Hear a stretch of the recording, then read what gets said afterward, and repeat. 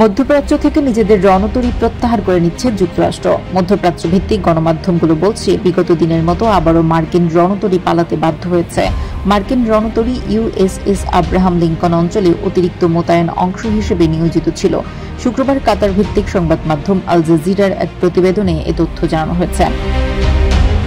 সাম্প্রতিক সপ্তাহগুলোতে ইরানের সঙ্গে জোটবদ্ধ সশস্ত্র গোষ্ঠীর কথা উল্লেখ করে মধ্যপ্রাচ্যে দুটি মার্কিন নৌবাহিনীর বিমানবাহী রণতরী রাখার জন্য পেন্টাগনের একটি বিরল পদক্ষেপের পরে এটি করা হয়েছে। কারণ বাইডেন প্রশাসন ইরান এবং তার প্রক্সি দ্বারা সম্ভাব্য আক্রমণ থেকে ইসরায়েলকে রক্ষা করতে এই অঞ্চলে মার্কিন সামরিক উপস্থিতি বাড়িয়েছে। মৌলিক বিশ্লেষক এলিজাহ ম্যাগনিয়ার বলেন, ইউএসএস আব্রাহাম লিঙ্কন বিমানবাহী রণতরীকে যুক্তরাষ্ট্রে ফেরত পাঠানোর অন্যতম কারণ হল ইসরায়েলকে বার্তা পাঠানো। এর আগে গাজা থেকে পরিচালিত হামাস ও ইসলামী জিহাদের অভিযানের কারণে মার্কিন যুক্তরাষ্ট্রের বিখ্যাত বিমানবাহী রণতরী আইজেনহাওয়ার লোহিত সাগরে ছুটে এসেছিল, কিন্তু জলদানবটি এই অঞ্চল ছেড়ে চলে যেতে বাধ্য হয়।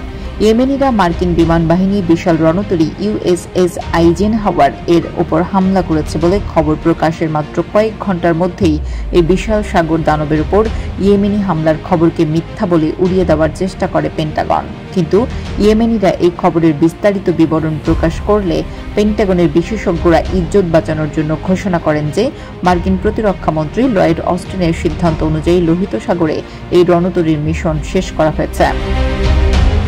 এই ঘটনার পর অনেক মার্কিন সংবাদ মাধ্যম ও গবেষণা প্রতিষ্ঠান বলেছে যে ইহুদিবাদী ইসরায়েলের প্রতি পাশ্চাত্যের অস্ত্র সাহায্য অব্যাহত থাকা সত্ত্বেও ইসরায়েলের অবস্থা এখনও নাজুক ও তা দৃশ্যমান এবং বিখ্যাত মার্কিন রণতরীর এখনও সেখানে থাকা উচিত।